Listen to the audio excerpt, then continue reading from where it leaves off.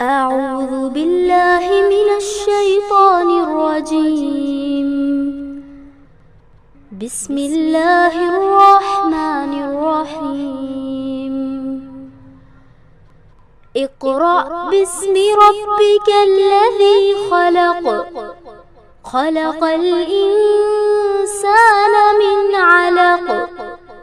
اقرأ وربك الأكرم. الذي علم بالقلم. علم الإنسان ما لم يعلم. اعوذ باللہ من الشیطان الرجیم. بسم اللہ الرحمن الرحیم. میری عزیز بہنوں، السلام علیکم ورحمۃ اللہ وبرکاتہ. تمام تعریف اللہ رب العالمین کے لیے اور ہزاروں درود و سلام ہمارے پیارے آقا محمد مصطفیٰ صلی اللہ علیہ وسلم کے لیے. چلیے دعا پڑھ لیتے ہیں.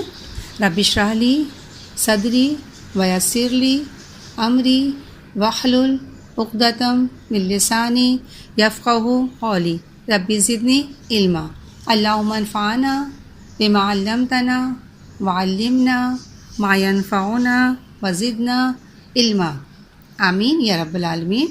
آج الحمدللہ ہمارا 8واں پارہ شروع ہوگا اور رکوع نمبر 14 ہے. چلے دیکھتے ہیں. اعوذ باللہ من الشیطان الرجیم. بسم اللہ الرحمن الرحیم.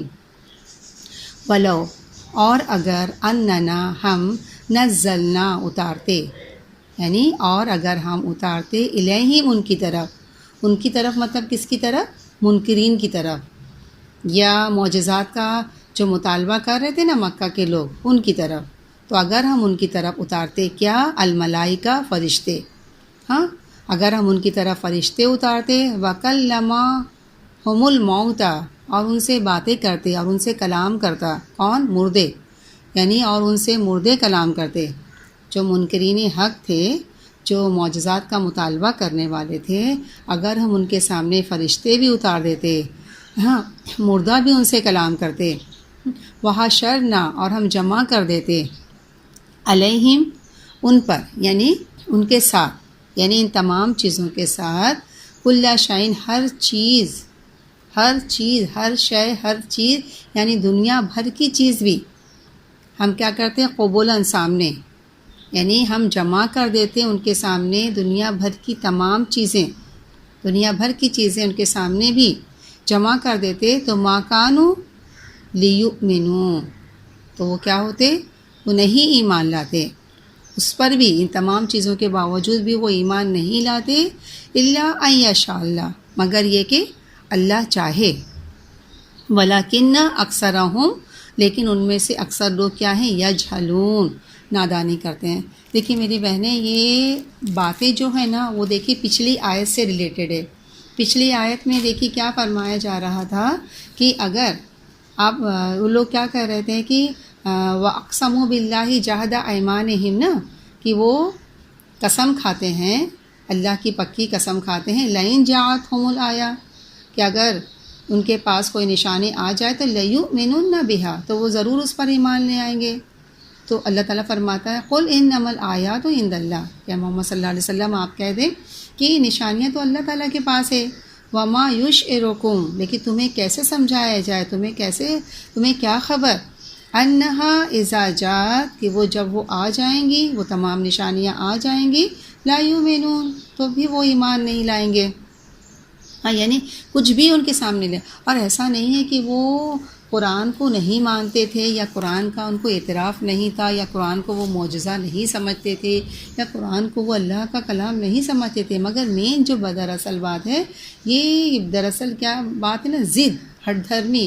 دیکھیے قرآن کیا ہے؟ بذات خود کیا ایک کم معجزہ ہے. اور وہ واقعہ جو ہے بہت طویل واقعہ ہے. اس میں یہ آتا ہے نا کہ یہ 3 شخص، ایک تو ابو سفیان، دوسرا ابو جہل، اور تیسرا اخنس بن شریک. یہ لوگ کیا کرتے تھے؟ جب اللہ کے رسول صلی اللہ علیہ وسلم خانہ کعبہ میں قرآن پڑھتے تھے، یہ جا کے چھپ کر سنتے تھے. یعنی تینوں اکٹھے ہو کر نہیں جاتے تھے، الگ الگ جاتے تھے، الگ الگ کونوں پہ کھڑے رہتے تھے اور قرآن سنتے تھے. اور سب جب پوری رات قرآن سنتے، جب واپس ہوتے اور جب ان لوگوں کی ایک دوسرے سے ملاقات ہوتی نا، تو ایک دوسرے پر لعنت کرتے کہ ارے ہم کیا کرنے چلے گئے تھے اور ہم نے کیا کر دیا، اور پھر آپس میں طے کرتے کہ اب کبھی ہم لوگ اس طرح سے جا کر قرآن نہیں سنیں گے، لیکن دوسرے دن پھر بے چین ہو جاتے، پھر جا کے قرآن سنتے. اس طرح 3 دن ایسا ہی ہوا. پھر بعد میں ان لوگوں نے آپس میں طے کیا کہ چلو آؤ اب ہم لوگ عہد کریں کہ ہم دوبارہ قرآن نہیں سنیں گے. تو اس کے بعد جب تیسرا دن 3 دن یہ لوگ اس طرح سے قرآن سنتے ہیں، اس کے بعد اگلے دن کیا ہوتا ہے، یہ اخنس بن شریک تھا، وہ ابو سفیان کے پاس آتا ہے اور کیا کہتا ہے، اور اس سے جا کے پوچھتا ہے کہ بتاؤ اس کلام کے بارے میں، یعنی اس قرآن کے بارے میں تمہاری کیا رائے ہے. ہاں تو اس نے کیا کیا، دبے لفظوں میں قرآن کی حقانیت کا اعتراف کیا. ہاں جو اس نے کہا، تو اس نے بھی کیا کہا، اخنس بن شریک نے بھی یہی کہا کہ باخدا میری بھی یہی رائے ہے. پھر اس کے بعد کیا ہوتا ہے کہ وہ ابو جہل کے پاس جاتا ہے اور اس سے بھی یہی بات کہتا ہے کہ قرآن کے بارے میں تمہارا کیا خیال ہے. تو یہ ابو جہل کیا کہتا ہے کہ بات صاف ہے کہ ہمارے خاندان اور بنو عبد مناف کے خاندان، یعنی آپ صلی اللہ علیہ وسلم کے خاندان میں ہمیشہ یہ بات چلی آ رہی ہے کہ وہ جس محاذ پر آگے بڑھنا چاہتے ہیں ہم ان کا مقابلہ کرتے ہیں. یعنی ابو جہل کا خاندان اور آپ صلی اللہ علیہ وسلم کا خاندان دونوں ٹکر پہ تھا. جو یہ کام کرتے وہ ان سے بڑھ کر کرنا چاہتے، جو یہ کرتے وہ کرتے. یعنی اس طرح ان لوگ کا ہمیشہ ایک کمپٹیشن رہتا تھا. تو وہ کیا کہہ رہا ہے کہ جس محاذ پر آگے بڑھنا چاہتے ہم ان کا مقابلہ کرتے. ابو جہل کا انہوں نے سخاوت اور بخشش کے ذریعے قوم پر اپنا اثر جمانا چاہا تو ہم نے ان سے بڑھ کر یہ کام کر دیا. انہوں نے لوگوں کی ذمہ داری اپنے سر لے لی تو ہم بھی اس میدان میں پیچھے نہیں رہے. یہاں تک کہ پورا عرب جانتا ہے کہ ہم دونوں خاندان برابر کی حیثیت کے مالک ہیں. تو ان حالات میں ان کے خاندان سے ایک آواز اٹھی کہ ہم میں ایک نبی پیدا ہوا ہے جس پر آسمان سے وحی آتی ہے. تو اب ظاہر ہے کہ اس کا مقابلہ ہم کیسے کریں، ہم نہیں کر سکتے نا اس کا مقابلہ. اس لیے ہم نے یہ طے کر لیا ہے کہ ہم کیا کریں، بزور و طاقت سے اس کا مقابلہ کرتے رہیں گے اور ہرگز اس پر ایمان نہیں لائیں گے. یعنی مانتے تھے وہ آپ صلی اللہ علیہ وسلم کو مانتے تھے، آپ صلی اللہ علیہ وسلم سچے ہیں، صحیح کہہ رہے ہیں، لیکن وہ کیسے مان لیں، پھر تو یہ چھوٹے ہو جائیں گے، وہ بڑے ہو جائیں گے نا. تو یہ بھی ایک بہت بڑی وجہ تھی. اچھا اس کے بعد ہیں، اور جو پچھلی آیت میں بھی بتا دیا گیا کہ کسی طرح کتنا بھی ان کے سامنے لا دو، ہاں وہ لوگ ایمان نہیں لائیں گے. لیکن پھر یہاں جو فرمایا جا رہا ہے مگر یہ کہ اللہ چاہے تو یہ لوگ کیا کر سکتے ہیں، الا ان یشاء اللہ، اگر اللہ چاہے اللہ ان سے منوا سکتا ہے. ہاں پھر یہاں فرمایا لیکن اللہ تعالیٰ جبری ایمان نہیں لانا چاہتا نا، کہ لوگ اللہ تعالیٰ کسی پر جبر کرنا نہیں چاہتا ہے. آگے فرمایا جا رہا ہے وَلَٰكِنَّ أَكْثَرَهُمْ يَجْهَلُونَ، لیکن ان میں سے اکثر لوگ کیا ہیں، ان میں سے اکثر لوگ جہالت برتتے ہیں. تو جیسے کہ میں نے آپ کو کہا تھا کہ اس آیت کا تعلق پچھلی آیت سے ہے. تو یہاں پر یہ فرمایا جا رہا ہے کہ اللہ تعالیٰ نے ان کی انکار کی وجہ سے، یعنی وہ لوگوں نے جب پہلی دفعہ نشانیاں دیکھے اور کیا کچھ دیکھا، انکار کیا، تو اللہ تعالیٰ نے کیا کیا کہ ان کے دلوں پر مہر لگا دی. جیسے کہ ہم 110 آیت میں پڑھ چکے ہیں کہ ہم ان کے دل اور ان کی آنکھیں الٹ پلٹ کر دیں گے. کیوں؟ بطور سزا. جیسے کہ یہ پہلی بار اس پر ایمان نہیں لائے، یعنی جب ان کے سامنے شق القمر کا معجزہ دکھایا گیا تو وہ اسے کیا کہنے لگے، جادو قرار دے دیے. ہاں تو ہم نے کیا کیا، ان کے انکار کی وجہ سے ان کے دلوں پر مہر لگا دی. اب ان کا حال یہ ہے کہ مزید کوئی بھی نشانی دیکھ لیں، ان کے سامنے کوئی بھی آ جائے، اسے دیکھ بھی لیں، سن بھی لیں، تو بھی اب ان کو ماننے کی توفیق نہیں ہوگی. آگے فرمایا جا رہا ہے، اسی میں آگے دیکھیے فرمایا جا رہا ہے نا کہ آیت نمبر 110 میں ہے کہ وَنَذَرُهُمْ فِي طُغْيَانِهِمْ يَعْمَهُونَ، یعنی کیا ہم ان کو چھوڑ دیں گے ان کی گمراہی میں تاکہ یہ حیران بھٹکتے پھریں. اگر ہم ان کے سامنے، پھر آگے جب یہ فرمایا جا رہا ہے کہ اگر ہم ان کے سامنے فرشتے بھی اتار دیں، مردے بھی اٹھ کر بولنا شروع کر دے، اور ہر قسم کی چیز، ہر طرح کی مخلوق بھی ان کے سامنے اکٹھی کر دی جائے، تب بھی یہ ایمان نہیں لائیں گے. یعنی ان کے دل اتنے بولتے نا سیل ہو گئے ہیں، بند ہو گئے ہیں، اتنے سخت ہو گئے ہیں کہ یہ بولتے ہیں نا کہ، اور یہ سختی ان کے گناہ کی کیا سزا ہے. کون سا گناہ؟ معجزے کو دیکھ کر انکار کر دینا، جھٹلا دینا. دیکھیے یہاں اللہ چاہتے ہیں، اللہ چاہے تو سب کچھ کر سکتا ہے، ہاں مگر اللہ کے یہاں ہدایت کس کو ملتی ہے؟ اللہ تعالیٰ چاہتا تو ان کو بھی ہدایت دے سکتا تھا، الا یشاء اللہ، لیکن اللہ تعالیٰ کس کو ہدایت، جو خود ہدایت پانا چاہیں۔ اور پھر فرمایا جا رہا ہے ان میں اکثر لوگ جہالت برتتے ہیں۔ دیکھیے جہالت تین طرح کی ہوتی ہے، ایک ہوتی علم سے خالی ہونا، یعنی ہے ہی نہیں، علم کمپلیٹ نہیں ہے، اور دوسرا کیا ہے، کسی چیز کے بارے میں غلط اعتقاد رکھنا، یہ بھی جہالت ہے نا، یعنی ایک چیز کی حقیقت کچھ اور ہے اور وہ اس کو کچھ اور سمجھ رہے ہیں، یہ بھی ان کی ایک طریقے سے ناسمجھی اور جہالت ہے نا۔ اور تیسرا کیا ہے تیسری جہالت کیا ہے، کسی کام کو انجام دینے کا حق نہ ادا کرنا، یعنی کسی کام کو صحیح طور پر نہ کرنا، یہ بھی ایک جہالت ہے نا۔ چونکہ یہ جہالت پرست ہیں، ان کے اعتقاد غلط ہیں، ان کی سوچیں غلط ہیں، یہ خول میں بند ہے نا، یہ صرف ایک مخصوص قسم کی نظر رکھتے ہیں، لہٰذا ان کو حق قبول کرنے کی توفیق بھی نہیں ملتی۔ تو میری بہنیں، اس سے یہ بات سمجھ میں آتی ہے کہ ایسا کیوں ہوتا ہے، دلوں کی سختی اور دل کی سختی کیسے، کیا اسی لیے دلوں کی سختی کیسے ہوتی ہے، اور دل کی سختی سے کہتے ہیں نا پناہ مانگنی چاہیے۔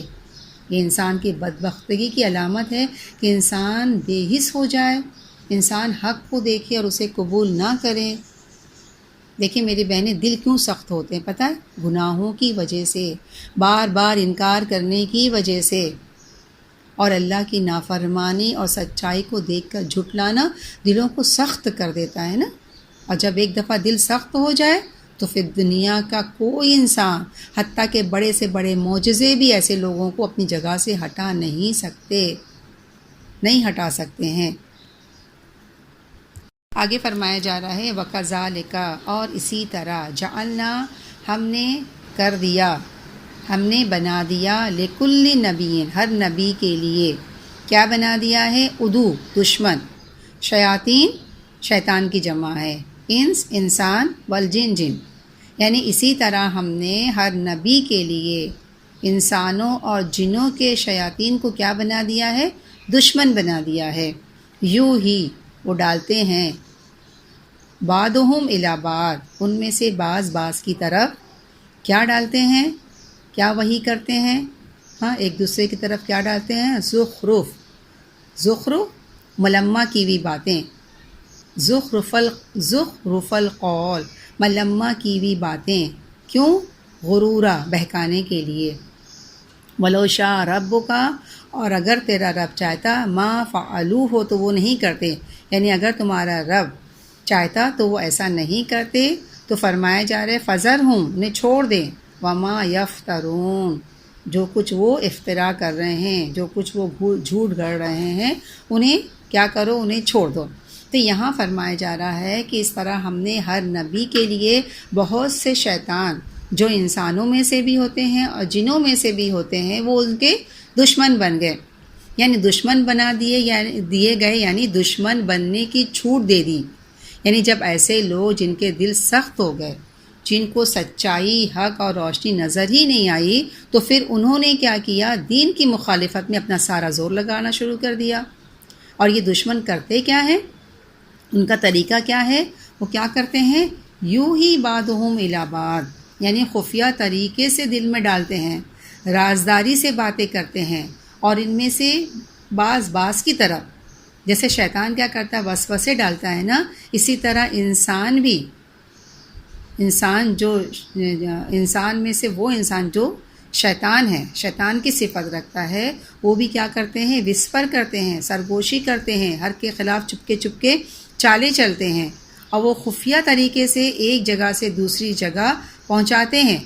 اور وہ باتیں کیسی ہوتی ہیں، ان کی باتیں جو ایک دوسرے کی طرف وہی کرتے ہیں، القاء کرتے ہیں، ایک دوسرے کو پہنچاتے ہیں، تو ان کی باتیں کیسی ہوتی ہیں، زخرف القول، کیسی ہوتی ہیں ان کی باتیں، ملمہ کی بھی ہوتی ہے، یعنی مزین باتیں ہوتی ہیں، خوبصورت باتیں ہوتی ہیں۔ یہ زخرف جو لفظ ہے نا، یہ دیکھیں سونے کے لیے بھی استعمال کیا جاتا ہے نا، گولڈ کے لیے بھی، تو یہ کیا کرتے ہیں، ملمہ کی ہوئی باتیں۔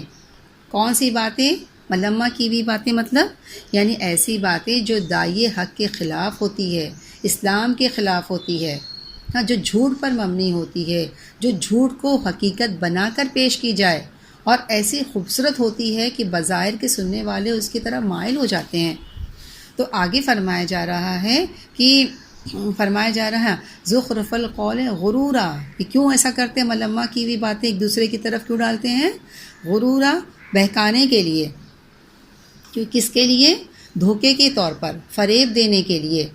تو یہاں فرمایا جا رہا ہے کہ وَلَوْ شَاءَ رَبُّكَ مَا فَعَلُوهُ، اگر تمہارا رب چاہتا تو ایسا نہیں کرتے، یعنی اگر تمہارا رب چاہتا تو ایسا نہیں کرتے، یعنی اللہ ان کو جبراً روک سکتا تھا، وہ انہیں ایسا نہیں کرنے دیتا، لیکن چونکہ لوگوں کا امتحان ہے نا، اس لیے اللہ نے کیا کیا، ان کو کھلی چھوٹ دے دی ہے، اللہ نے ان کو کھلی چھوٹ دے دیا ہے، اس لیے فرمایا جا رہا ہے فَذَرْهُمْ، چھوڑ دیں انہیں، وما یفترون، جو کچھ وہ افترا کر رہے ہیں، جو کچھ وہ جھوٹ گھڑ رہے ہیں، جو کچھ وہ خوبصورت باتیں آپ کے خلاف کر رہے ہیں، جو چالیں چل رہے ہیں، ان کو ان کے حال پر چھوڑ دو۔ یا افطرا کس کو کہتے ہیں؟ افطرا جھوٹ، جھوٹی باتیں۔ تو اللہ تعالیٰ ایک بڑی حقیقت کو ظاہر کر رہا ہے، وہ کیا ہے کہ ہر دور میں دیکھیے جب بھی کوئی دین کا پیغام لے کر اٹھے گا تو کیا ہوگا، اسلام کی بات لوگوں تک پہنچائے گا، اللہ سے جوڑے گا، تو شیطان کیا ہوگا، سرگرد عمل ہو جائے گا، اس کا کام میں تیزی آ جائے گی، وہ لوگوں کو بہکائے گا۔ اور پھر ایسے شیطان نہ صرف ایک جنوں میں سے ہوتے ہیں بلکہ انسانوں میں سے بھی ہوتے ہیں۔ دیکھیے شیطان کا جو لفظ ہے نا، وہ سرکش اور نافرمان کے لیے استعمال ہوتا ہے نا، ہاں، کس کے لیے استعمال ہوتا ہے؟ سرکش اور نافرمان کے لیے استعمال ہوتا ہے، جو جن بھی ہو سکتے ہیں، انسان بھی ہو سکتے ہیں۔ دیکھیے جب بھی کوئی شخص اللہ کی طرف بلاتا ہے تو اس کی مخالفت ضرور ہوتی ہے، ٹھیک ہے، اور یہ مخالفت انسانوں کی طرف سے بھی ہوتی ہے، جنوں کی طرف سے بھی ہوتی ہے، اور ان کا طریقہ کیا ہوتا ہے کہ وہ ایک دوسرے کو انسپائر کرتے ہیں، ایک دوسرے کو انفلوئنس کرتے ہیں، جھوٹی سچی باتوں سے، دل فریب باتوں سے، من گھڑن باتوں سے، جن کی کہتے ہیں نا کچھ بھی حقیقت نہیں ہوتی، پورا اس طرح دین کی طرف بلانے والے کے خلاف بہت بڑی محاذ آرائی قائم کی جاتی ہے، کہتے ہیں نا ایک پورے جھوٹ کا نیٹ بنا جاتا ہے۔ ایسے موقعوں پر اللہ کی طرف بلانے والا کیا کرے، مطلب وہ کیا کام کرے، نہ سارے لوگ اس کے خلاف ہے، کیا وہ ان لوگوں کی باتوں کا جواب دینا شروع کر دے یا ان کا مقابلہ کرے اور اس پر رنجیدہ اور غمگین ہو کر بیٹھ جائے؟ تو کیا فرمایا جائے؟ نہیں، فَذَرْهُمْ وَمَا يَفْتَرُونَ، چھوڑ دو انہیں۔ دیکھیے جب ہے نا اللہ کے رسول صلی اللہ علیہ وسلم پر جب پہلی وحی کا نزول ہوا تھا اور آپ بہت گھبرائے ہوئے جب آئے حضرت خدیجہ کے پاس، تو حضرت خدیجہ نے کیا کیا، اپنے چچا زاد بھائی ورقہ بن نوفل ان کے پاس لے کے گئیں، اور جب آپ صلی اللہ علیہ وسلم کو ان کے پاس لے کر گئیں تو انہوں نے آپ کی باتیں سنیں، آپ صلی اللہ علیہ وسلم نے پوری باتیں بتائیں، تو جب انہوں نے آپ کی باتیں سن کر کیا کہا کہ آپ سے پہلے آپ جیسا پیغام جو کوئی بھی لایا اس سے ضرور دشمنی کی گئی، تو آپ صلی اللہ علیہ وسلم حیران ہوئے کہ میرے دشمن ہوں گے، آپ صلی اللہ علیہ وسلم حیران تھے کہ میرے دشمن ہوں گے، اور انہوں نے اس وقت کہہ دیا کہ اگر میں اس وقت زندہ رہوں گا جب آپ کی قوم آپ کو نکالے گی تو میں آپ کی زبردست مدد کروں گا۔ آپ صلی اللہ علیہ وسلم حیران تھے، آپ کی قوم آپ کو نکالے گی، میں تو قوم کا خیر خواہ ہوں۔ تو اس پر انہوں نے کیا کہا کہ ایسا کبھی نہیں ہوا کہ آپ جیسا کوئی شخص پیغام لایا ہو اور پھر اس کی دشمنی نہ کی گئی ہو، یہ ہمیشہ ہوتا رہا ہے، یعنی یہ ہمیشہ ہوتا رہا ہے۔ وَكَذَلِكَ جَعَلْنَا لِكُلِّ نَبِيٍّ عُدُوًّا شیاطین الانس والجن، یعنی اس طرح ہم نے ہر نبی کے لیے انسانوں اور جنوں کے شیاطین کو دشمن بنا دیا ہے، یعنی یہ ہمیشہ ہوتا رہا ہے۔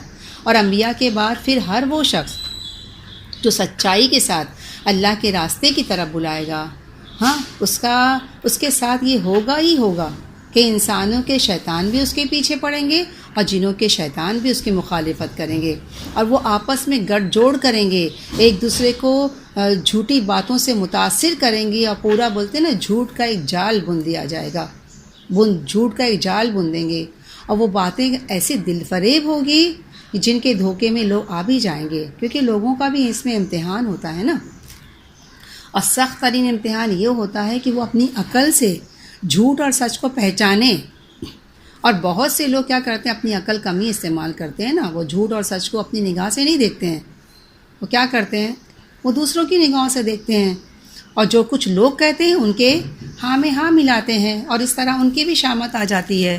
ابن جریر میں ہے، ابن جریر روایت کرتے ہیں کہ ابو ذر غفاری ایک مرتبہ حضور صلی اللہ علیہ وسلم کی مجلس میں شریک تھے، اور ایک طویل مجلس تھی، تو اللہ کے رسول صلی اللہ علیہ وسلم نے فرمایا اے ابو ذر کیا تم نے نماز پڑھ لی؟ میں نے کہا اے اللہ کے رسول نہیں۔ آپ نے فرمایا اٹھو اور 2 رکعت نماز پڑھو۔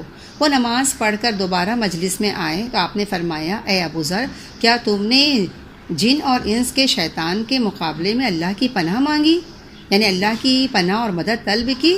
میں نے کہا نہیں اللہ کے رسول۔ ہاں کیا انسانوں میں بھی شیطان ہوتے ہیں؟ دیکھیے ہم ہمیشہ سنتے ہیں نا شیطان جنوں میں سے ہوتے ہیں، تو انہوں نے بھی بہت حیرت سے پوچھا کیا انسانوں میں بھی شیطان ہوتے ہیں؟ ہاں تو آپ صلی اللہ علیہ وسلم نے فرمایا ہاں، اور وہ شیطان جنوں سے بھی زیادہ برے ہوتے ہیں، کیونکہ دیکھیے پیچھے بات ہو چکی ہے نا کہ وہ اتنے سنگ دل ہوتے ہیں کہ کوئی دلیل، کوئی بات، کوئی معجزہ، دنیا بھر کی دلیل ان کے سامنے لا کر رکھ دیں پھر بھی نہیں مانتے ہیں، کیونکہ انہیں حق کی مخالفت کرنا ہوتی ہے نا، تو لہٰذا وہ حق کے دشمن بن جاتے ہیں، کوئی سچائی ان پر اثر نہیں کرتی ہے۔ اور شیاطین جن سے جب اللہ کی پناہ مانگی جاتی ہے تو شیاطین کیا ہوتا ہے؟ بھاگ جاتا ہے نا، جب انسان اعوذ باللہ من الشیطان الرجیم پڑھتا ہے تو شیطان کیا ہوتا ہے؟ بھاگ جاتا ہے۔ دیکھیے حدیث میں آتا ہے جب انسان اللہ کا ذکر کرتا ہے تو شیطان بھاگ جاتا ہے، اور جب انسان غافل ہوتا ہے وہ تو شیطان لوٹ آتا ہے۔ لیکن شیاطین انس بسا اوقات علل اعلان لوگوں کو غلط چیزوں کی طرف کھینچتے ہیں، وہ انسانوں کا پیچھا کرنا نہیں چھوڑتے ہیں۔ ہاں وہ کیا کرتے ہیں؟ وہ اپنے کام میں بولتے ہیں لگے رہتے ہیں۔ کس طرح لگتے ہیں اس کے بارے میں آتا ہے نا، شیطان جب بندہ مومن کو اغوا کرنے میں جب ناکام ہوتا ہے، یعنی اغوا کرنا یعنی اپنے ڈھنگ پر لے آنے میں جب ناکام ہوتا ہے تو کیا کرتا ہے؟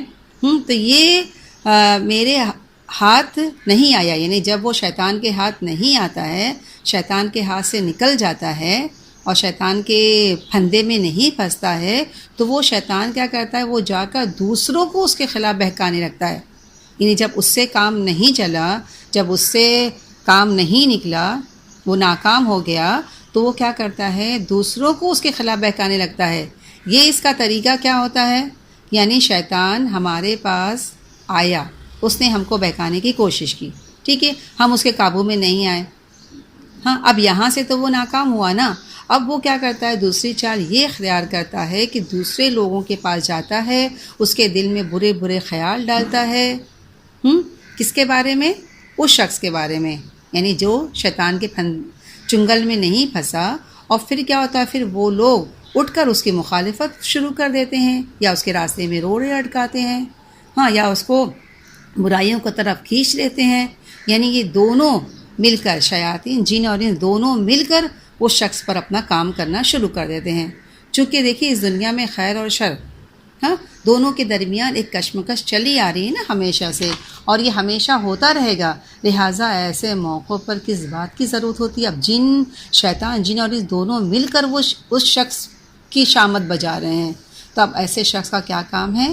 ہاں ایسے موقع پر کس بات کی ضرورت ہے؟ نمبر 1 اللہ سے رجوع کرنا، نماز پڑھے، جن اور ان سے شیطان سے اللہ کی پناہ میں اپنے آپ کو دے دے، اللہ کی مدد طلب کرے، بندوں کی طرف دیکھنے کے بجائے اللہ کی طرف رجوع کرے، نماز پڑھے، دعا کرے، سب کرے، اور ایک تو یہ کام کرے، ہاں اور دوسرا کام اسے کیا کرنا ہے؟ فَذَرْهُمْ وَمَا يَفْتَرُونَ، ان کی جھوٹی باتوں پر دل تنگ نہ کریں، جو کچھ وہ کرتے ہیں ان کو کرنے دیں، وہ اہل حق کی عیب جوئی کرتے ہیں، بے بنیاد شوشے چھوڑتے ہیں، جھوٹی باتیں ان سے منسوب کرتے ہیں، تو انہیں کیا کریں؟ انہیں کرنے دیں۔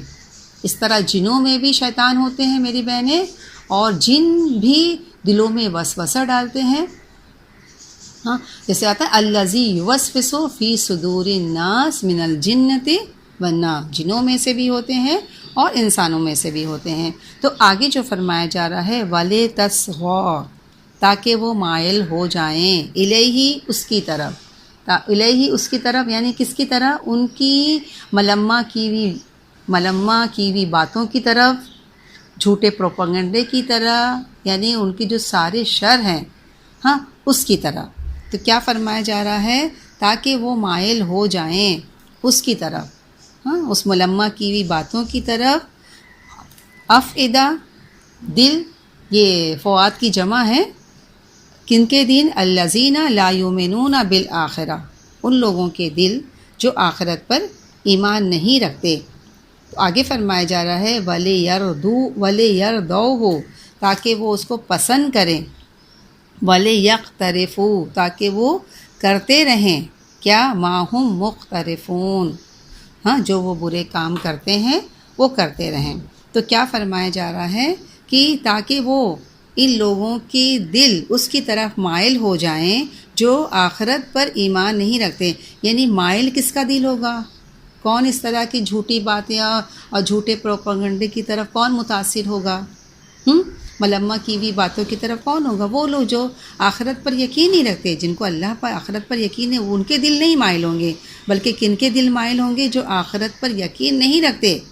ہاں، اور وہ اس کو وَلِيَرْضَوْهُ، اور وہ اس بات کو پسند کرتے ہیں، اور وہ اسی کو کرتے ہی رہیں گے جو وہ برے کام کرتے ہیں. یعنی جو آخرت کو نہیں مانتے، ان لوگوں کے دل اس کی طرف مائل ہو جائیں گے. تو اس آیت کا خلاصہ یہ ہے کہ اللہ تعالیٰ نے یہ آزادی، یہ اختیار اس لیے دے رکھا ہے تاکہ لوگوں کا امتحان ہو، اور پھر خاص طور پر جو آخرت کو نہیں مانتے ہیں وہ اور زیادہ پھنس جائیں گے اور مطمئن ہو کر غلط کام کریں گے. تو اصل میں بات یہ ہے کہ جھوٹی باتیں، دیکھیے میری بہنیں، سب کو پسند نہیں آتی. فریب کیا سب کو پسند آتا ہے؟ فریب کی باتیں ہر ایک کے دل میں نہیں لگتی ہے. اس کے برعکس کس کو یہ باتیں پسند آتی ہیں؟ جو آخرت کو نہیں مانتے. ان کو ایک بہانہ ہاتھ آ جاتا ہے اور وہ ایسی باتوں کی تلاش میں بھی رہتے ہیں نا. لیکن مثلا دین والوں کے خلاف باتیں کس کو اچھی لگتی ہے؟ ہاں، اور کس کو اچھی نہیں لگتی ہے؟ یعنی کوئی شخص دین کا کام کر رہا ہو، لوگوں کو اللہ کی طرف بلا رہا ہو، پوری سچائی کے ساتھ بلا رہا ہے، ہاں، تو جن لوگوں کو حق کی تلاش ہوتی ہے وہ فوراً پہچان لیتے ہیں اور اسے قبول کر لیتے ہیں اور اس کی طرف چل پڑتے ہیں. لیکن جو لوگ خود حق کو پسند نہیں کرتے، جن لوگوں کو یہ سب بہت مشکل لگتا ہے، ہاں، ان کا کیا طریقہ ہوتا ہے؟ ان کا طریقہ یہ ہوتا ہے کہ ایسی باتوں میں ان کا دل نہیں لگتا، اور اگر ان کے خلاف کوئی بات ملتی ہے، یعنی جو شخص دین کی طرف لوگوں کو بلاتا ہے، اچھا کام کرتا ہے، اگر اس میں ایک کسی انسانی کمزوری کی وجہ سے کوئی ایک غلط بات لوگوں کے سامنے آ گئی ہے، تو وہ کیا کرتے ہیں؟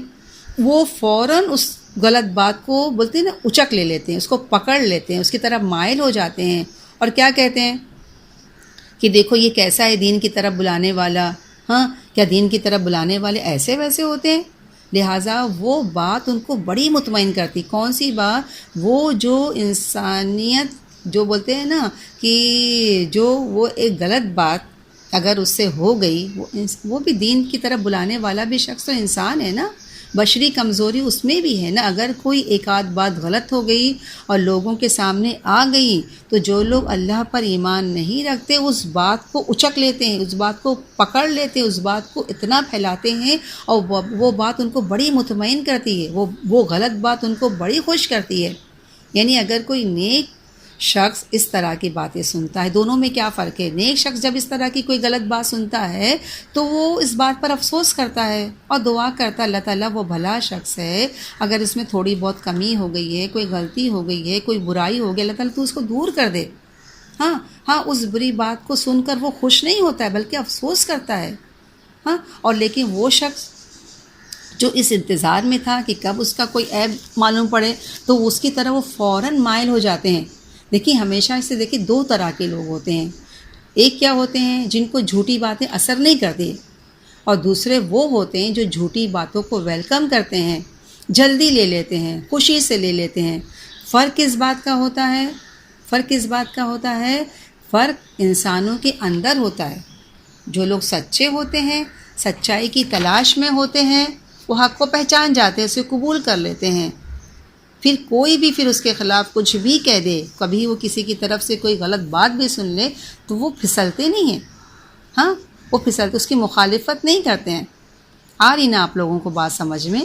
یعنی ایک شخص دین کا داعی ہے، ہاں لوگوں کو اسلام کی طرف بلا رہا ہے، دین کا کام کر رہا ہے، اگر اس کے اندر کوئی ایک آدھ بشری کمزوری کی وجہ سے یا اس سے کوئی غلطی ہو گئی ہے تو جو نیک ہوتے ہیں وہ اس کو اگنور کرتے ہیں، ان کے لیے دعا کرتے ہیں اللہ تعالیٰ یہ جو برائی اس سے دور کر دے. لیکن جو آخرت پر ایمان نہیں رکھتے، جو برے ہوتے ہیں، جو اس انتظار میں ہوتے ہیں کب اس کی کوئی کمی کوتاہی سامنے، وہ فوراً اس کو اچک لے لیتے ہیں اور اس کو خوب اس کو پھیلاتے ہیں، بدنام کرتے ہیں. ہاں تو یہ دونوں میں فرق ہوتا ہے. اور وہ لوگ جو خود اور یہ وہ لوگ ہوتے ہیں جو بدنام کرتے، جو خود کچھ کرنا نہیں چاہتے، جو خود ایسی چیزوں کو وبال سمجھتے ہیں حق پر عمل کرنے کو، ان کا حال کیا ہوتا ہے؟ جو ہی ان کو دین کے بارے میں، دین والوں کے بارے میں چھوٹی سی بھی بات ملتی ہے فوراً اس بات کو لے کر خوب اچھالتے ہیں، کیونکہ خود ان کا ایمان نہیں ہوتا ہے نا، ان کا اپنا دل نہیں مانتا. ہاں وہ کیا کرتے ہیں، وہ درمیان کا ایسا راستہ اختیار کرنا چاہتے ہیں انہیں اپنی زندگی میں کوئی تبدیلی نہ کرنی پڑے اور وہ آرام سے رہ سکیں، انہیں کوئی مشکل نہ ہو، اپنے طریقے سے زندگی گزاریں، کوئی تبدیلی انہیں نہیں کر. لیکن ڈاکٹر ذاکر نائک کے بارے میں دیکھیں کہ کے خلاف کیسے کیسے جھوٹے پروپیگنڈے ہوئے ہیں، ان کو بھگوڑا تک کہہ دیا گیا ہے. یعنی وہ بیچارہ وہ شخص جو دین کا کام کر رہا ہے، دین پھیلا رہا ہے، لوگوں کو مسلمان کر رہا ہے، کتنی اس کے خلاف ایک آدھ بات کو لے کر کیسی کیسی سازشیں ہوئی ہیں. ہاں کیسے یہ آپ سب جانتے ہی ہیں نا.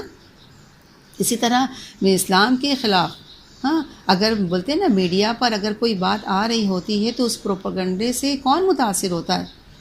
ہاں جو ایمان ہی نہیں رکھتے نا، لا یؤمنون بالآخر، جن کو آخرت کے دن پر اس کے حساب کتاب پر ایمان نہیں ہے، جس کو یہ پتہ ہو کہ مجھے اللہ کے یہاں جواب دینا ہو نا، تو وہ کبھی سنی سنائی بات پر یقین نہیں کرے گا. وہ ہر چیز کی دلیل مانگے گا، ہر چیز کی حقیقت تک پہنچتا ہے. آگے ہم دیکھ لیتے ہیں. فرمایا جا رہا ہے افغیر اللہ ابتغی، کیا تو اللہ کے سوا ابتغی ڈھونڈ رہا ہے، ہاں چاہتا ہے، کیا حکمن، حکم، منصف، کوئی فیصلہ کرنے والا. افغیر الابتغی، میں ہے، کیا میں اللہ کے سوا کوئی اور فیصلہ کرنے والا ڈھونڈوں، کوئی اور فیصلہ کرنے والا، کوئی اور حکم تلاش کروں. وَهُوَ الَّذِي، ہاں حالانکہ وہ اللہ وہ ذات ہے، انزل الیکم الکتاب، جس نے تمہاری طرف کتاب نازل کی ہے، اور وہ کتاب کیسی؟ مفصلہ، تفصیل کے ساتھ نازل کی ہے. والذین آتیناہم الکتاب، اور وہ لوگ جنہیں ہم نے کتاب دی، یعنی اہل کتاب کی طرف اشارہ ہے. یعلمون، وہ جانتے ہیں، انہو، کہ وہ مطلب قرآن کیا ہے؟ منزل من ربک، نازل کیا ہوا ہے تمہارے رب کی طرف سے، اور وہ کیسا ہے؟ بالحق، حق کے ساتھ ہے. تو فلا تکونن من الممترین، فلا تکونن، سو تم نہ ہو جانا، کیا؟ من الممترین، شک کرنے والوں میں سے. تو یہاں جو فرمایا جا رہا ہے کیا میں کوئی اور فیصلہ کرنے والا ڈھونڈوں؟ کس بات کا فیصلہ؟ کہ کون حق پر ہے اور کون حق پر نہیں ہے. یعنی جو یہ فیصلہ کرے میرے اور تمہارے میں سے کون حق پر ہے، تو کیا میں اللہ کے سوا کسی اور کو حکم بنا لوں جو آ کے فیصلہ کرے کہ کون حق پر ہے؟ حالانکہ حق جاننے کے لیے کیا چیز ہے؟ اللہ نے کیا بھیجا ہے؟ اللہ نے کتاب نازل کری ہے، اللہ تعالیٰ نے کتاب بھیجا ہے. جس کو یہ جاننا ہو کہ آپ صلی اللہ علیہ وسلم حق پر تھے یا نہیں، وہ کس سے رجوع کرے؟ کس سے رجوع کرے؟ اس کتاب سے رجوع کرے. ہاں کس کو کہا جا رہا ہے کہ آپ شک کرنے والوں میں سے نہ ہو؟ تو کیا آپ صلی اللہ علیہ وسلم کو کہا جا رہا ہے نا کہ آپ شک کرنے والوں میں سے نہ ہو؟ تو کیا آپ صلی اللہ علیہ وسلم شک کرنے والوں میں سے تھے؟ نہیں، آپ صلی اللہ علیہ وسلم سے بول کہہ کر خطاب آپ سے ہے، لیکن دراصل کیا ہے، ہم لوگوں کو سمجھایا جا رہا ہے کہ شک میں پڑنے کی ضرورت نہیں ہے. اب پیچھے سے پھر سے دیکھیں میری بہنیں، ہوتا کیا ہے، دیکھیں جب کوئی شخص اسلام کی خدمت کرتا ہے تو کیا ہوتا ہے، لوگ اس کے دشمن بنتے ہیں، اس کے خلاف جھوٹے پروپیگنڈے قائم کرتے ہیں. اب لوگوں کا امتحان کیا ہوتا ہے کہ جج کریں کہ کون صحیح ہے کون غلط ہے. اصل فیصلہ کرنے والا تو اللہ ہی ہے، صحیح کیا ہے اور غلط کیا ہے، سچا کون ہے جھوٹا کون ہے. لیکن اللہ تعالیٰ تک ہم ڈائریکٹ اپروچ تو نہیں کر سکتے نا، اور اللہ کے سوا کوئی ایسا نہیں ہے جس کے فیصلے کو سب قبول کر لیں. تب کیا کریں؟ ہاں تو اس کا حل کیا ہے؟ کس آئینے میں دیکھا جائے، کس سے پہچان ہو کہ کون صحیح ہے کون غلط ہے؟ تو کیا ہے، فرمایا جا رہا الکتاب، یہ کتاب، یہ فرقان، اس سے پتہ چلے گا کہ کون بات، کس کی بات صحیح ہے، کون صحیح بات پہنچا رہا ہے، کون غلط بات کر رہا ہے. تو یہ کتاب کیا ہے؟ میزان ہے. اور پھر جب کتاب فیصلہ کر دے تو پھر کیا کرنا ہے؟ اس کے بعد تمہیں کیا کرنا ہے؟ شک میں نہیں کرنا ہے. فَلَا تَكُونَنَّ مِنَ الْمُمْتَرِينَ، کہ تمہیں کیا کرنا ہے؟ شک سے نکل آنا ہے. تو میری بہنیں، اور جم جانا ہے. تو قرآن کیا ہے؟ ایک حکم ہے، ایک میزان ہے، ایک معیار ہے، ایک کرائٹیریا ہے، ایک فرقان ہے، جس کے ذریعے ہم حق اور باطل کو الگ الگ کر سکتے ہیں اور انسانوں کو بھی اس پر پرکھ کر پہچان سکتے ہیں کہ کون صحیح ہے اور کون غلط ہے. لیکن آج بہت سے لوگوں کا یہ سوال ہوتا ہے نا کہ ہمیں کیسا پتہ چلے کہ کون ٹھیک بات کر رہا ہے. تو کیا کرنا ہے؟ کس چیز سے ہم کو پرکھنا ہے؟ قرآن سے پرکھنا. آگے فرمایا جا رہا ہے وَتَمَّتْ، اور پوری ہو گئی. ہاں، اور پوری ہے کلمۃ ربک، تیرے رب کی کیا ہے بات. کیسی ہے؟ صدق، سچ ہے، وعدلاً، اور انصاف کی ہے. یعنی پوری ہے تیرے رب کی بات سچ اور انصاف کی. لا مبدل لکلماتی، اور نہیں تبدیل کرنے والا اس کے کلمات کو کوئی بدلنے والا نہیں ہے. وہو السمیع العلیم، اور وہ سننے والا اور جاننے والا ہے. یعنی کیا مطلب ہو گیا؟ دیکھا جائے 3 بات ہمارے سامنے آتی ہے کہ قرآن کیا ہے. نمبر 1 مکمل کتاب ہے. دوسرا پوائنٹ کیا ہے؟ صدق اور عدل پر مبنی ہے. اور تیسری کیا بات ہے کہ لا مبدل لکلماتی، یعنی نہیں کوئی بدلنے والا اس کے کلمات کو، یعنی تبدیلی سے پاک ہے. دنیا کی کوئی کتاب اس کا کیا ہے؟ مقابلہ نہیں کر سکتی ہے. تو یہ سارے جو پوائنٹ ہیں وہ کیا ہے؟ یہ ایک طرح کا بولتے ہیں نا کرائٹیریا بتایا جا رہا ہے. ہاں، اس وجہ سے اس وجہ سے بتایا جا رہا ہے. اور پھر اس کے بعد یہ مطلب اس قرآن پر اس لیے عمل کرنا ہے کہ اس میں یہ والی بات ہے، ہاں، کہ سچی ہے، اس کی بات کو کوئی بدل نہیں سکتا ہے، کمپلیٹ کتاب ہے. اور پھر اللہ تعالیٰ کی صفت آ رہی ہے کہ وہ سمیع علیم، وہ سننے والا اور جاننے والا ہے. آگے فرمایا جا رہا وَإِن تُطِعْ أَكْثَرَ، اور اگر تم مانو گے اکثریت، ہاں، من فی الارض، جو زمین میں ہے، یعنی زمین میں اکثر ایسے لوگ ہیں. وَإِن تُطِعْ، اگر تم ان کا کہا مانو گے تو کیا ہوگا؟ يُضِلُّوكَ، وہ تمہیں بھٹکا دیں گے. یعنی اگر تم نے اکثریت کی بات مانی تو وہ تمہیں کیا کریں گے؟ بھٹکا دیں گے. عن سبیل اللہ، اللہ کے راستے سے. إِن يَتَّبِعُونَ، اور وہ لوگ، یعنی وہ اکثریت جو ہے وہ کیا ہے؟ وہ نہیں پیروی کرتے الا ظن، مگر کس کی پیروی کرتے ہیں؟ ظن کی، گمان کی. وَإِنْ هُمْ، اور نہیں ہے وہ الا یخرصون، نہیں ہے وہ، یعنی وہ صرف اٹکل دوڑاتے ہیں، قیاس آرائیاں کرتے ہیں. لیکن یہاں یہ فرمایا جا رہا ہے کہ اگر تم نے اکثر میجورٹی کی لوگوں کی بات ماننے لگو گے، اس کے پیچھے چلو گے، تو وہ تم کو کیا کر دیں گے؟ بھٹکا دیں گے اللہ کے راستے سے. کیوں؟ اس لیے کہ میجورٹی اپنی خواہشات کی پیروی کرتی ہے، ظن کی پیروی کرتی ہے، اپنی مرضی سے جینا چاہتی ہے، وہ پابندی قبول کرنا نہیں چاہتی ہے، اپنی سوچ بدلنا نہیں چاہتی ہے. لیکن قرآن میں جب اکثر کی بات آتی ہے تو کیا آتا ہے؟ اکثرہم لا یعلمون، اکثرہم لا یشکرون، اکثرہم فاسقون، آتا ہے نا. اکثریت ایسی ہوتی ہے. تو اس لیے حق کو پانے کے لیے میری بہنیں کبھی ہمیں یہ نہیں دیکھنا چاہیے کہ میجورٹی کس کے پیچھے جا رہی ہے. مطلب ہمیں یہ نہیں دیکھنا چاہیے کہ اگر جہاں میجورٹی ہے وہی حق ہوگا. نہیں، طالب حق کو یہ معیار نہیں رکھنا چاہیے، کیونکہ زیادہ تر لوگ کس طرح کے ہیں، زیادہ تر لوگ کیا کہتے ہیں، ہاں، میجورٹی کیا کہتی ہے، یہ ہمارا کرائٹیریا نہیں ہونا چاہیے. ہاں، اور یہاں وارن کیا جا رہا ہے کہ اگر تم نے میجورٹی کے پیچھے چلو گے، اکثریت کے پیچھے چلو گے، تو وہ تم کو اللہ کے دین سے بھٹکا دیں گے، اللہ کی طرف جانے والا راستہ. کیوں؟ اس لیے کہ کیا فرمایا جا رہا ہے کہ نہیں وہ پیروی، ان یتبعون الا الظن، نہیں وہ پیروی کرتے مگر گمان کی، یعنی وہ وہم و گمان کا شکار ہے.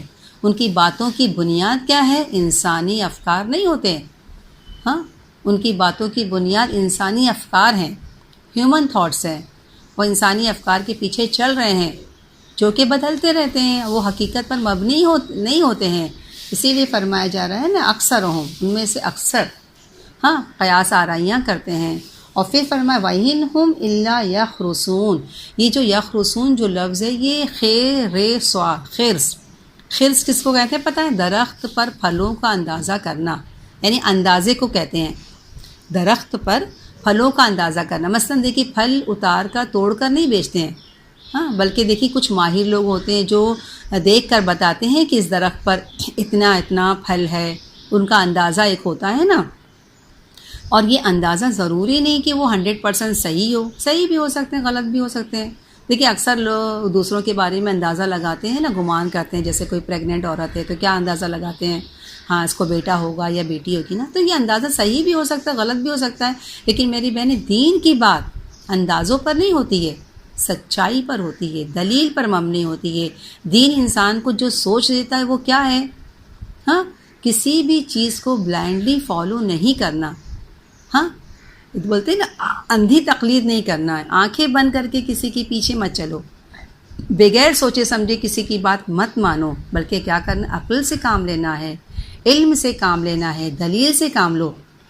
لیکن اکثریت کیا ہوتی ہے، دلیل نہیں مانتی، اکثریت کیا کرتی ہے، خوش کن باتیں ہوں، جذباتی باتیں ہوں، جوشیلی تقریر ہو، اشتعال انگیز باتوں سے متاثر ہوتی ہے۔ آگے فرمایا جا رہا ہے، آیت نمبر 117 دیکھ لیتے، ان ربک هو عالم، بے شک تیرا رب خوب جانتا ہے، من یضل عن سبیلی، کہ کون بھٹکا ہوا ہے اس کے راستے سے، کون بہکا ہوا اس کے راستے سے، وہو عالم بالمہتدین، اور وہ ہدایت یافتہ لوگوں کو بھی خوب جانتا ہے۔ یعنی اصل فیصلہ کون کرے گا، اللہ کرے گا، کس بات کا، کون گمراہ ہے، کون ہدایت پر ہے۔ تو جو لوگ آخرت پر ایمان رکھتے ہیں وہ اطمینان میں رہتے ہیں، خواہ کوئی ان کی مخالفت کرے یا ان کی موافقت کرے۔ کیوں؟ کیونکہ انہیں اپنا مقدمہ انسانوں کے سامنے نہیں رکھنا ہے، بلکہ کس کے سامنے رکھنا ہے، اللہ کی عدالت میں رکھنا ہے، جو صحیح فیصلہ کرے گا کہ کون سچا ہے اور کون جھوٹا ہے۔ آگے فرمایا جا رہا ہے، فَقُلُوا، سو تم کھاؤ، مما، اس میں سے، ذکر اسم اللہ، جس پر اللہ کا نام لیا گیا ہے، ذکر اسم اللہ علیہ، یعنی تم اس میں سے کھاؤ جس پر اللہ کا نام لیا گیا ہے، ان کنتم بآیاتہ، اگر تم اس کی آیت پر مومنین ایمان لانے والے ہو، یعنی اگر تم اس کی آیتوں پر ایمان لانے والے ہو تو اس میں سے کھاؤ جس پر اللہ کا نام لیا گیا ہے۔ تو اگر تم اللہ کی آیت کو مانتے ہو تو کھاؤ۔ یہ کیوں حکم دیا جا رہا ہے؟ بنیادی طور پر یہ بات اس لیے کہی جا رہی ہے کہ دیکھیے اہل عرب کا اعتراض کرتے تھے نا، یہ کیسا دین ہے، جو اللہ مارے وہ تم کھاتے نہیں، اور جو اپنے ہاتھ سے مارتے اسے کھا لیتے ہو، یعنی یہ شوشہ انہوں نے چھوڑا تھا نا، خود ذبح کر کے کھاتے ہو، اور جو نیچرلی جس کی ڈیتھ ہوئی اس کو کہتے ہو کہ نہیں کھاؤ، یہ مردار ہے، اس کو نہیں کھانا ہے، یعنی اللہ کا مارا نہیں کھاتے اور خود کا مارا ہوا کھا لیتے ہیں۔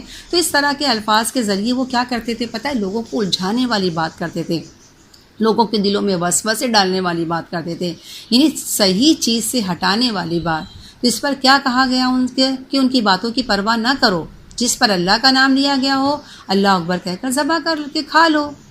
میری بہنیں، جیسا کہ ہم جانتے ہیں کہ حلال جانور کو کھانے کے لیے شرط کیا ہے، کہ ان کو ذبح کیا جائے اور ان پر اللہ کا نام لیا جائے، یعنی ذبح کر کے خون نکالا جائے اور ذبح کرتے وقت اللہ کا اس پر نام لیا جائے۔ لیکن مشرکین مکہ نے لوگوں کو اللہ کا نام لینے میں شک میں ڈال دیا۔ دیکھیے بعض روایت میں یہ بھی آتا ہے کہ علماء یہود نے ان کو یہ بات سمجھائی تھی کہ جاؤ اور یہ اعتراض کرو، تو اہل ایمان سے کہا جا رہا ہے کھاؤ اس میں سے جس پر اللہ کا نام لیا گیا ہو، شرعی طریقے سے ذبح کیا ہوا جانور کھاؤ۔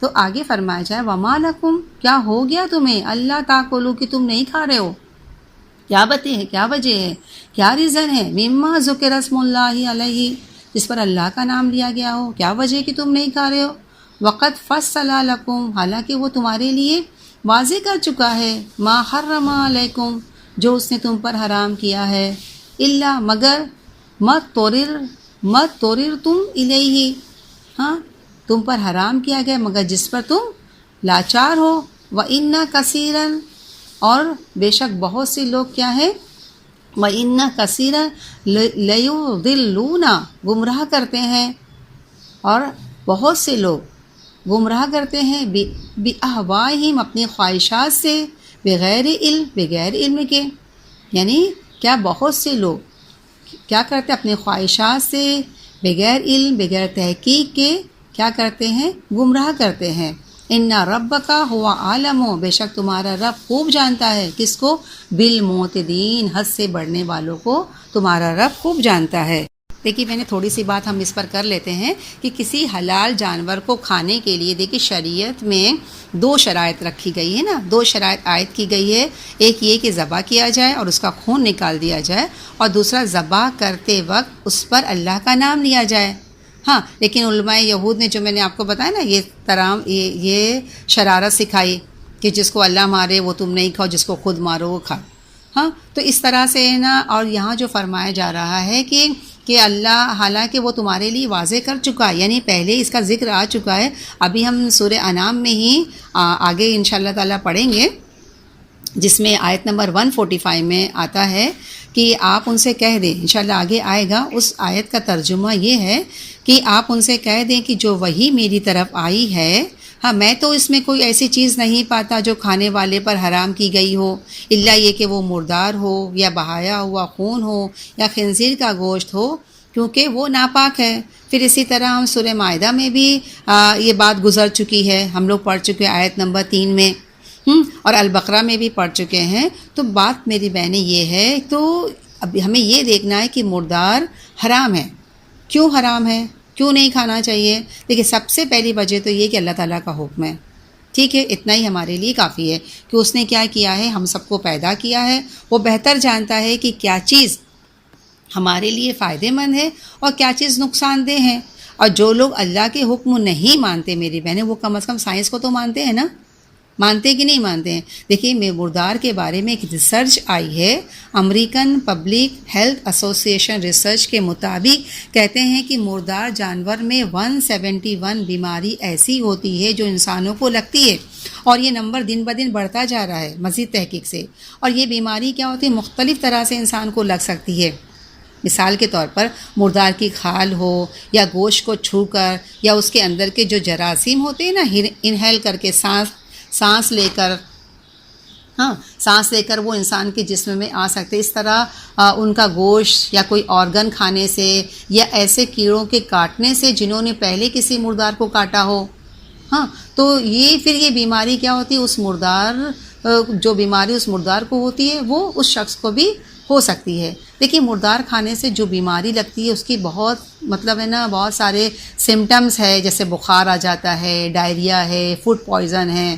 جو لوگ گھر سے باہر کھانا کھاتے ہیں، دیکھیں اکثر لوگوں کو فوڈ پوائزن ہو جاتا ہے۔ اسکن کی بہت ساری کچھ بیماریاں، وہ بھی سوچے 171 بیماریاں، یعنی مین کہنے کی بات ہے کہ اتنا ہم کو سمجھ لینا چاہیے کہ مردار کھانے سے بیماری لگتی ہے۔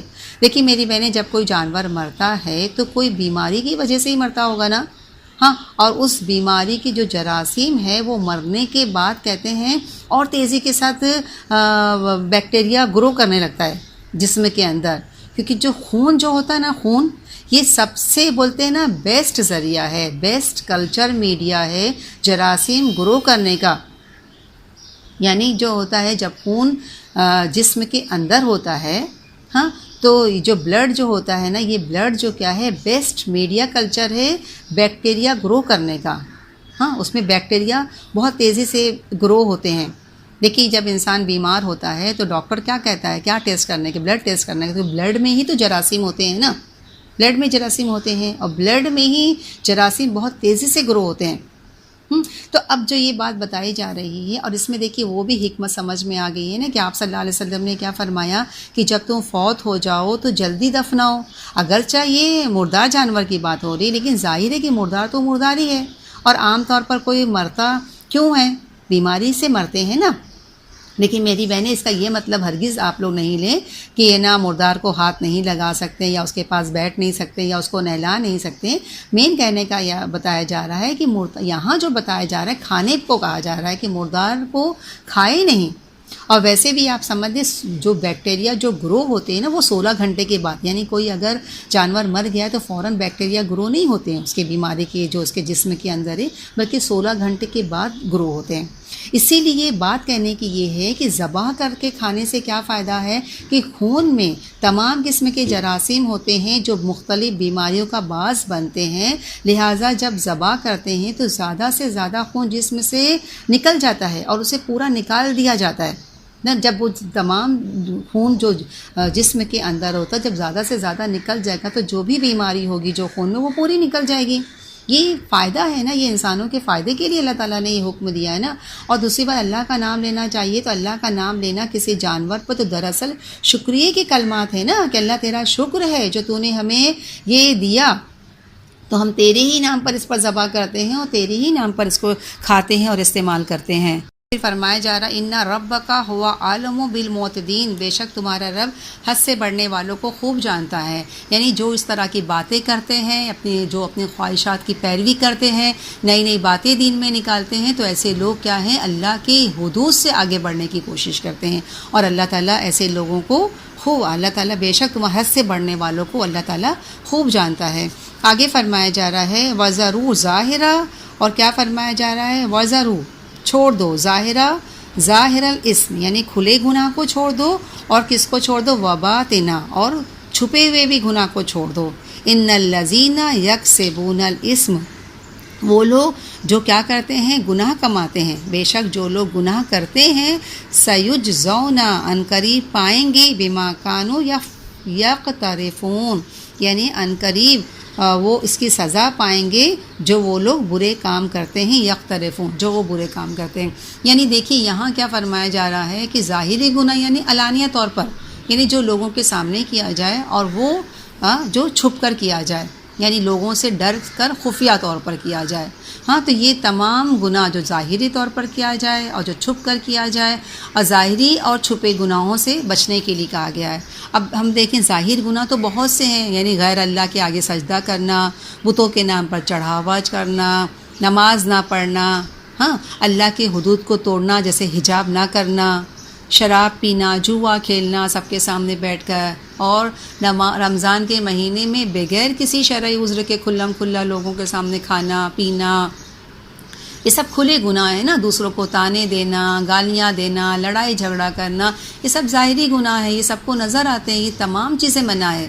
اور باطنی مطلب چھپ چھپ کے کرنا, جیسے زنا کرنا, ریاکاری کرنا, یہ بھی باطنی گناہ ہے. دھوکہ بازی کرنا, سازشیں کا چلنا, چالیں چلنا, غیبت کرنا, بدگمانی کرنا, میری بہنیں یہ ساری چھپے گناہ ہیں, ان سب سے منع کیا گیا ہے. تو یہاں جو فرمایا جا رہا ہے ان الذین یکسبون الاسم, بے شک جو لوگ گناہ کرتے ہیں, سیجزون بما کانوا یقترفون یعنی وہ عنقریب اس کی سزا پا کر رہیں گے جو وہ برے کام کرتے ہیں. یعنی اس آیت سے دیکھیے بہت اہم بات پتہ چلتی ہے کہ غلط کام کا انجام غلط ہوتا ہے, برائی کا نتیجہ برا ہوتا ہے. بولتے ہیں جیسی فصل بو گے ویسے ہی کاٹو گے نا, گیہوں بو گے تو چاول تو نہیں کاٹ سکتے ہیں نا.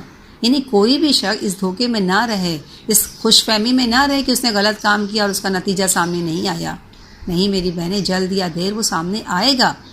یہ ہو ہی نہیں سکتا کہ وہ سامنے نہ آئے, اللہ یہ کہ انسان توبہ کر لے, معافی مانگ لے اور اس سے باز آ جائے. آگے فرمایا جا رہا ہے, پھر دیکھیے دوبارہ پھر فرمایا جائے وَلَا تَأْكُلُوا مِمَّا لَمْ يُذْكَرِ اسْمُ اللَّهِ عَلَيْهِ یعنی اور اس سے نہ کھاؤ جس پر, اس جانور کو نہ کھاؤ یا ان تمام چیزوں کو نہ کھاؤ جس پر اللہ کا نام نہیں لیا گیا ہو. خاص طور پر یہاں جانور کی طرف اشارہ ہے کہ اس سے نہ کھاؤ جس پر اللہ کا نام نہیں لیا گیا ہے. کیوں ایسا کرنا, وَإِنَّهُ لَفِسْقٌ بے شک یہ کیا ہے, فسق ہے. کیا ہے, نافرمانی کے کام ہے, گناہ ہے. وَإِنَّ الشَّيَاطِينَ تو یہاں دوبارہ اس لیے ذکر کیا گیا, یعنی جس جانور کو ذبح کرتے وقت اس پر اللہ کا نام نہیں لیا گیا ہے اس کو نہیں کھاؤ, کیونکہ یہ فسق ہے. ہاں ایسا کھانا نہیں کھانا چاہیے. یعنی جان بوجھ کر کھا لیا, ذبح کرتے وقت اللہ کا نام نہیں لیا یا دل میں نہیں سوچا تو وہ جانور حلال نہ ہوگا. ہاں یہ الگ بات ہے, یعنی جان بوجھ کر تم نے جانور ذبح کیا اور نام نہیں لیا تو وہ فسق ہے, وہ گناہ ہے, وہ حلال نہیں ہوگا. ہاں یہ الگ بات ہے کہ اگر کوئی بھول گیا ہو لیکن اس کے دل میں تھا, وہ عادتاً پڑھتا تھا لیکن بھول چک ہو گئی, تو بھول چک تو ویسے بھی معاف ہے نا. تو آگے فرمایا جا رہا ہے کہ وَإِنَّ الشَّيَاطِينَ اور بے شک شیطان کیا کرتا ہے, لَيُوحُونَ وہی کرتا ہے, خفیہ اشارہ کرتا ہے, خفیہ طور پر ڈالتا ہے, یعنی ایک طریقے سے کہیں گے وسوسہ ڈالتا ہے دلوں میں. تو کیا کرتا ہے شیطان, کیا کرتا ہے, وسوسہ ڈالتا ہے. کس کی طرف, اِلَىٰ أَوْلِيَائِهِمْ کس کی طرف ڈالتا ہے, اپنے دوستوں کی طرف. بے شک شیطان اپنے دوستوں کے دلوں میں وسوسہ ڈالتا ہے. کیوں ڈالتا ہے, لِيُجَادِلُونَكُمْ تاکہ وہ تم سے جھگڑا کریں. ہاں اس لیے ڈالتا ہے. اور کیا وَإِنْ أَطَعْتُمُوهُمْ، اور اگر تم نے ان کا کہا مانا، اور اگر تم نے ان کا کہا مانا، إِنَّكُمْ لَمُشْرِكُونَ، تو تم بے شک مشرک ہو جاؤ گے. اگر تم نے ان کا کہا مانا تو تم بھی کیا ہوگے؟ مشرک ہو جائیں گے. یعنی شیطان اپنے دوستوں کے دلوں میں ایسی ویسی باتیں ڈالتے ہیں، ان باتوں کی وجہ سے وہ تم سے جھگڑتے ہیں. کون سی باتیں؟ کہ جس کو اللہ مارے، جو نیچرلی ڈیتھ ہو اس کو تو تم نہیں کھاتے ہو، جو تم اپنے ہاتھ سے ذبح کرتے ہو اس کو کھاتے. یعنی اس طرح کی باتیں شیطان اپنے دوستوں کے دلوں میں ڈالتے ہیں، اور وہ ان باتوں کو لے کر پھر وہ تم سے جھگڑتے ہیں. ہاں تو فرمایا یہ جا رہا ہے کہ وَإِنْ أَطَعْتُمُوهُمْ، اگر تم نے ان کی بات مانی، اگر تم نے ان کا کہا مانا تو تم کیا ہو جاؤ گے؟ اگر تم نے ان کی بات مانا تو تم إِنَّكُمْ لَمُشْرِكُونَ، یعنی اگر تم نے ان کی بات مانی تو تم مشرک میں سے ہوگے. کیوں؟ کیونکہ اللہ کے مقابلے میں کسی کی بات ماننا یہ بھی کیا ہے؟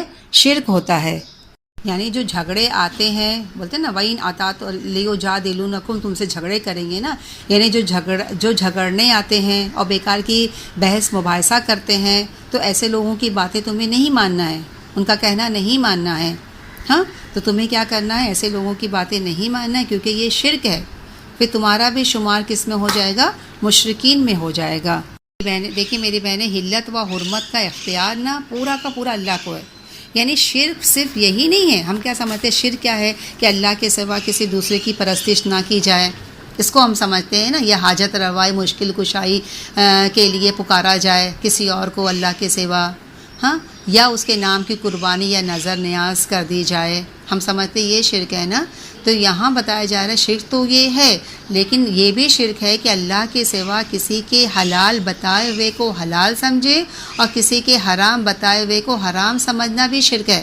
یعنی کوئی کہے فلاں چیز حلال ہے جبکہ اللہ تعالیٰ نے نہیں فرمایا اور ہم اس کی بات مانیں تو وہ بھی شرک ہے، اور فلاں چیز حرام ہے جبکہ اللہ تعالیٰ نے نہیں فرمایا ہے اس کی بات کو مانیں تو وہ بھی شرک ہے. کیونکہ حلال و حرام ٹھہرانے کا پورا اختیار صرف اور صرف کس کو ہے؟ اللہ کو ہے. اسی لیے دیکھیے جب وہ آیت نازل ہوئی نا، اتخذوا احبارہم ورہبانہم اربابا من دون اللہ، جب یہ آیت نازل ہوئی تو عدی بن حاتم جو پہلے عیسائی تھے وہ اللہ کے رسول صلی اللہ علیہ وسلم کے پاس آئے اور کیا کہنے لگے؟ یا رسول اللہ، ہم لوگ اپنے علماء و مشائخ کو تو رب نہیں مانتے ہیں، اپنے علماء اور رہبان کو تو رب نہیں مانتے ہیں، تو پھر کیوں کہا گیا ان کو ہم رب بنا لیا اللہ کے سوا؟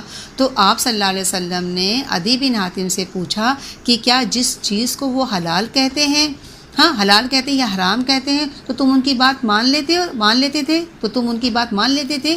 تو عدی بن حاتم کہنے لگے ہاں یہ تو تھا، جو وہ حرام کہتے تھے ہم مان لیتے تھے، جو وہ حرام کہتے تھے ہم مان لیتے تھے. تو آپ صلی اللہ علیہ وسلم نے فرمایا بس یہی رب بنانا ہے. یہ کیا ہے؟ یہ ترمذی کی حدیث ہے. تو اس آیت سے مسلمان کو یہ تنبیہ کی جا رہی ہے کہ وہ یہودیوں کی یا مشرکین مکہ کی اس طرح کی گمراہ کن باتوں میں نہیں ہیں اور شرک میں مبتلا کرنے والی چالوں سے باز آ جائیں. اگر انہوں نے یہود کا کہا مان لیا اور ان لوگوں کا کہا مان لیا، مشرکین مکہ کا کہا مان لیا، تو وہ بھی کیا ہو جائیں گے؟ مشرک بن جائیں گے.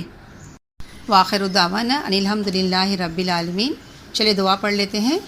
اللہم انی عبدکا وابن عبدکا وابن امتکا ناسیتی بیادکا مادن فیا حکمکا عدل فیا قضاؤکا اسألکا بکل اسم ہوا لکا سمیت بہ نفسکا او علمتہ احدا من خلقکا او استأثرت بہ فی علم الغیب عندکا ان تجعل القرآن ربیع قلبی ونور صدری وجلاء حزنی وذہاب ہمی وغمی. آمین یا رب العالمین. ربنا تقبل منا انک انت السمیع العلیم وتب علینا انک انت التواب الرحیم. آمین یا رب العالمین. صلی اللہ تعالی علی خیر خلقہ محمد وعلی آلہ واصحابہ اجمعین برحمتک یا ارحم الراحمین. والسلام علیکم ورحمۃ اللہ وبرکاتہ.